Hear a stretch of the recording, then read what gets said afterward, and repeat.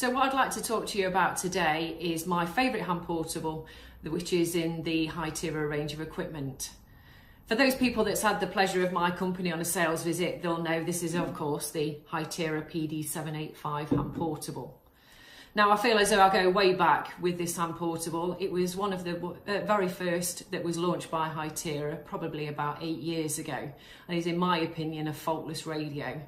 It offers many different features and functions, meaning that you can make it as complex or as simple as you like. It's a robust, rugged radio and is a good workhorse into many diverse industries.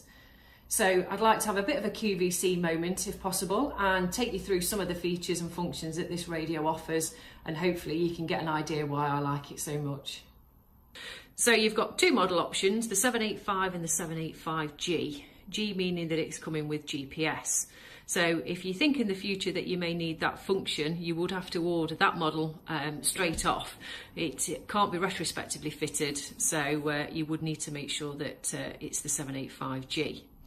So within the kit you get the 2000 milliamp hour lithium ion battery as standard, and as you can see the radio is pretty standard in the fact that it comes with volume control stroke on off switch, your channel change, PTT button and two blank programmable buttons which I'll go through very shortly, and of course the multi-pin accessory socket where you can fit your earpieces, speaker mics, headsets, that type of thing.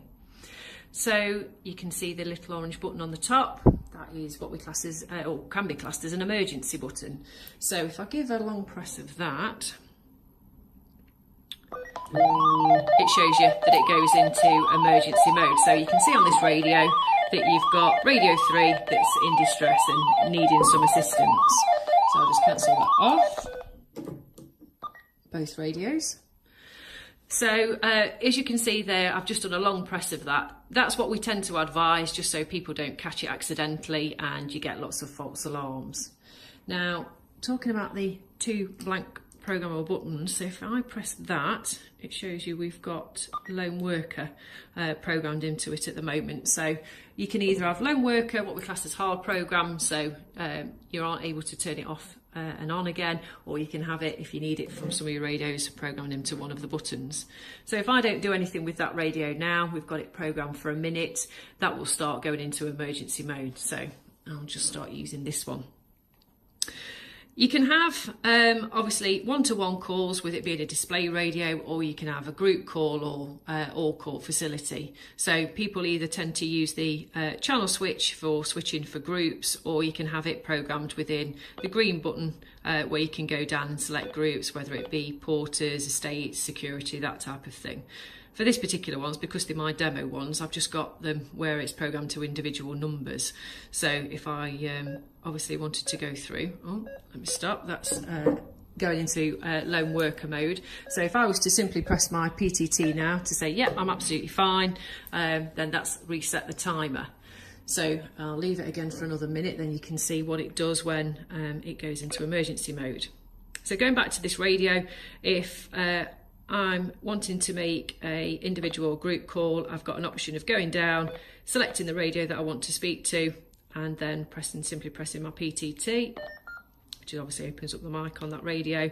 Or if you know the radio number, you can just press the, let me clear that, back, press the radio number, press it again, and it opens up the mic on that radio as well. So obviously you can talk into that with it. Good feature with this one is, I'll just clear that. So that's going now into emergency mode. So for this demonstration purpose, I will let that go into emergency mode just so you know what Lone Worker sounds like. So again, emergency mode, you've got radio 3 that's in distress, and that's what happens if your Lone Worker alarm goes off. So as I've indicated in previous videos, you can go through to one radio, a group of radios, or obviously all radios on site.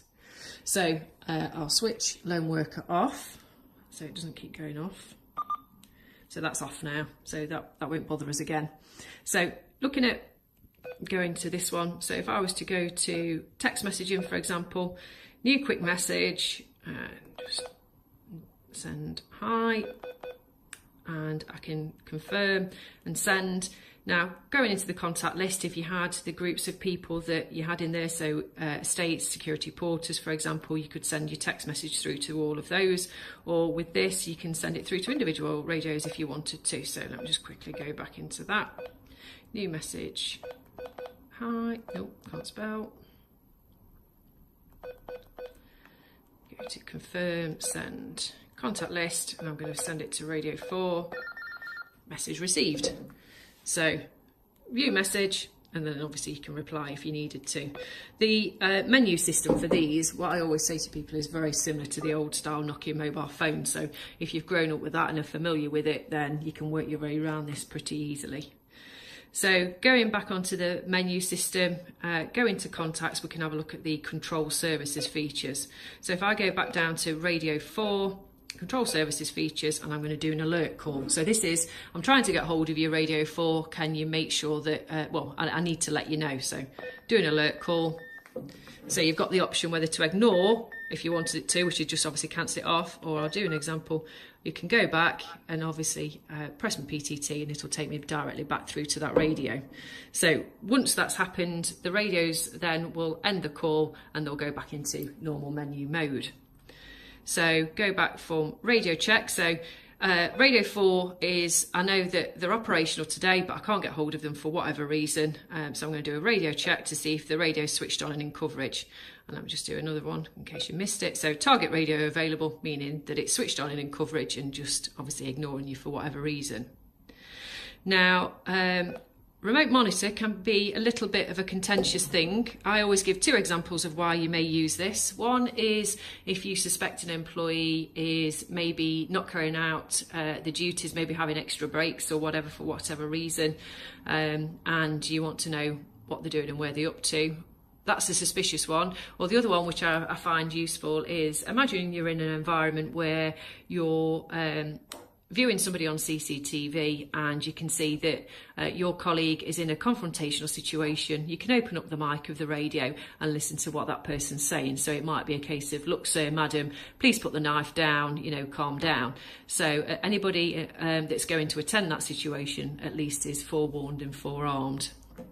So if I was to do the, let me go back into, quickly show you the open mic situation. So if I go into control services and remote monitor, select, so that's opened up the mic with this. So obviously I'm talking into it, you can hear, and I'm not pressing the PTT at all, but it's obviously coming through on that radio. That's done. So remote monitor. Now imagine that your radio's been lost or stolen, and you obviously wanted to make sure that your radio fleet is as secure as possible. So if I was to do radio disable on radio 4, that means that the radio's gone. It's dead. There's nothing you can do with it. It's totally gone, no PTT or anything. So that radio to the user that's got it is absolutely useless. A handy feature though to accompany this is if you were going back through and went back onto remote monitor again, you can actually open up the mic of that radio. So if I have stolen it, you can hopefully listen to where I am and maybe try and locate the radio. So that will, again, time out for that one. Imagine that the radio has been found and you need it coming back into your fleet and obviously back into the resource. If you go radio enable, then it will start to show that the radio is rebooting and can be used as normal. So if we did a quick demonstration of that, it shows you that the radio is back in and working. As I've said to you before, that digital provides 2 simultaneous voice calls, so you can do your one-to-one calling, a group call, or obviously an all-call function. So with the display that you get, that's obviously a very useful thing. So if you've got a supervisor to supervisor conversation happening, that the others within that particular group can still talk and nothing's being busied up on the channel. So it's a very useful way to manage the resource that you've got on site. So if you'd like to carry on my love affair, please get in contact for any more details that you'd like to know about the 785. Thank you.